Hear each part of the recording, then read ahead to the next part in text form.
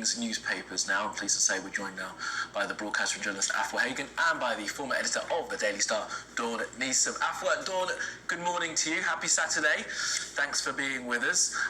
Let's start off, if we can, Afua, with your choice from the front page of the Daily Mirror. Snubbed the headline, a picture of the royal family on the balcony with certain faces ringed because they won't be there come Jubilee weekend.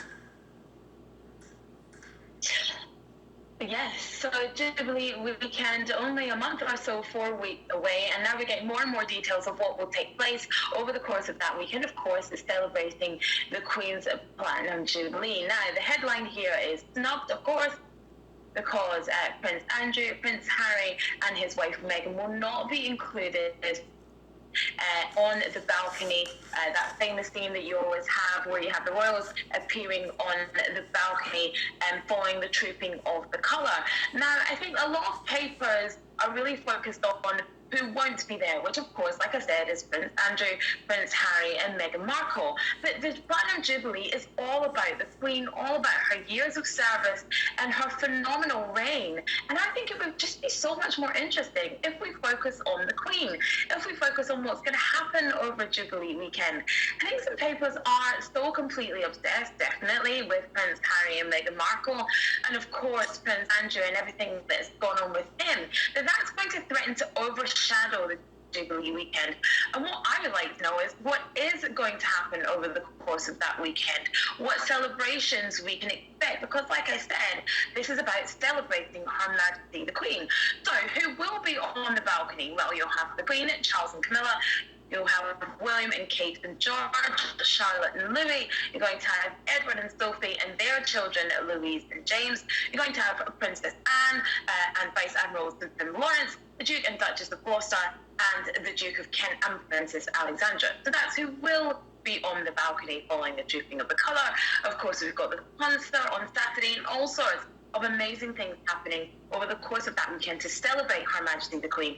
And I think that should be the focus, rather than Prince Harry and Meghan Markle. A lot of people saying that perhaps they're still coming to the UK. Yes, they said that they're coming yesterday. They are going to bring Lilibet and Archie, and saying that that could overshadow the Jubilee, but it's only going to overshadow the Jubilee if certain tabloids don't calm down about it.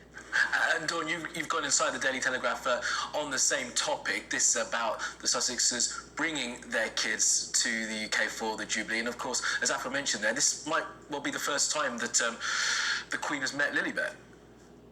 Yeah, good morning. And absolutely, and as I completely agree with that one. This is all about the Queen. I mean, and this is all the distraction. The irony of the Sussexes not being there or being there is, is distracting from what the woman we should be concentrating on, an amazing lady who's done an amazing job. The nice start as part of the story, though, Kamali, is the fact that Harry and Meghan are bringing Archie and Lilibet, and it will be the first time that the Queen has met her little namesake. So that would be lovely. And my feeling with this is that I'm looking forward to it. I think we're all looking forward to it, no matter what you think of the royal family. It's so important, I think, that we all celebrate the remarkable dedication to duty that the Queen has shown for us. She is incredibly frail health, and I hate to say this, but I do think she's probably in worse health than Buckingham Palace want us to know at the moment. I mean, as we know, she's cancelled the garden parties. She's cancelled lots of public appearances because she doesn't want to be seen to be frail. We all remember that picture of her sister Princess Margaret in the wheelchair, and the Queen is determined that the public don't see her like that. She wants to be the image in our minds of this amazing woman that has done so much for us. And she lost Philip, so this is all about her. So the fact we are talking about Harry and Meghan and Andrew, who's also obviously not going to be on the balcony, it's only working royals.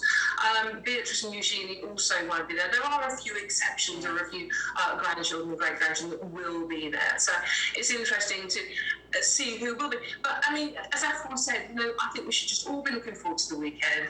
Let's face it, we all need a bit of a party as well, don't we? 4 days, isn't it? Yeah, absolutely right. We are looking forward to it. We do wish Her Majesty well. We'll see her in a couple of weeks' time. All right, let's keep moving on then. Afua, front page of the Daily Telegraph, this on the what will be historic news. We're expecting counting to resume in Northern Ireland at 9 o'clock, but it does look as if Sinn Féin are going to be the largest party, so therefore will nominate First Minister. Yes, that's right. So groundbreaking elections, to be honest, in Northern Ireland. It really has turned out to be the story of these local elections that took place a couple of days ago.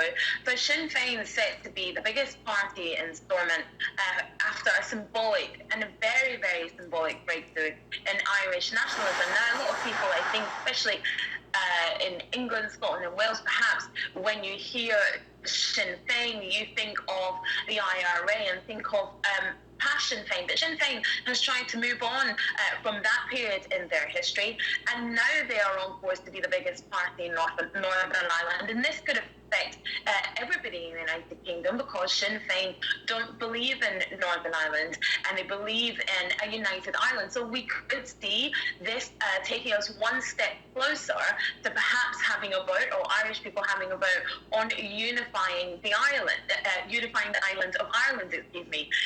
And also this is going to affect Stormont and the Northern Irish government, which collapses very, very frequently. Now, at the moment, the DUP say that they won't form a government with Michelle O'Neill, I think it is, who is going to be the First Minister, or who's on course to being the First Minister. And you have two First Ministers who actually have an equal job. One is called First Minister, one Deputy First Minister, and it will be someone nominated from Sinn Féin and someone nominated from the DUP. But the DUP is unhappy about the Northern Ireland Protocol that was brought about by Brexit. So until that issue is sorted, they say that they won't form a government. And that's a real problem in Northern Ireland, because, like I said, the governments do collapse quite frequently. And I think that's become tiresome for Northern Irish voters, which is probably what led to the rise of Sinn Féin and voting for more nationalist parties. But the other part of the story here in Northern Ireland is that you've got more centrist parties like the Alliance Party, who are in third place, coming through and taking more share of the vote. They vote slightly differently from the way we do, say, in England, Scotland and Wales. They use a form of proportional representation. And that means you've got more alliance parties, more centrist parties coming through. And that kind of shows as well that Northern Irish voters are kind of tired of the kind of orange and green, one or the other sort of options that they've had in the past. So yes, like I said, a really seismic shift going on in Northern Ireland. How will Brexit affect the forming of the government? And yes, this could take Ireland closer to one step closer to a unification vote. Yeah, absolutely could. A really monumental moment. We'll get more detail of that, as I say, when the voting continues, the counting rather continues at 9 o'clock. Let's move on to the final story of this segment, if we can, Dawn. And this is your story, the front page of The Sun. Little pun there from The Sun, just for a change, of course. Are you going to Cormac quietly? We're not certain there was a Corma there, but also we didn't know before if the deputy leader of the party was at that event either. So, yeah, absolutely. This is the ongoing saga of Beergate. Keir Starmer in the Durham constituency office. Did he break the lockdown rules or not? Is this the equivalent to the Tory party Partygate, where Boris was ambushed by a birthday cake? Evidently, Keir Starmer might have been ambushed by a Corma. Who knows? But new evidence has emerged over the last couple of days, according to the Durham Constabulary, that an investigation is now going to take place.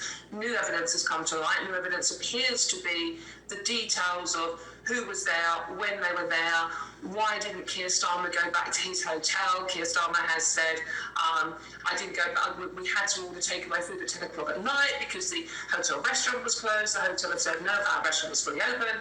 So there's a lot of confusion over this, and then the very fact that, was Angela Rayner there? The Labour Party said she wasn't. I mean, Angela Rayner was a hard woman to miss, let's be honest. And then she was there. So there's a lot of confusion over this. And Keir Starmer, who has constantly called for Boris Johnson and Rishi Sunak to resign over their one, so far, fine for breaking lockdown rules. Yeah. Now, if he is fined, Kamali, will he then stick to his own credence and think, right, I'll have to resign as well. We'll wait and see. We will. He said he's done nothing wrong, so we will find out all about that. Feels like a problem for him. Dawn, Afua, thank you for now. Plenty more from you throughout the morning. Do stay with us. More to come here on Sky News Breakfast.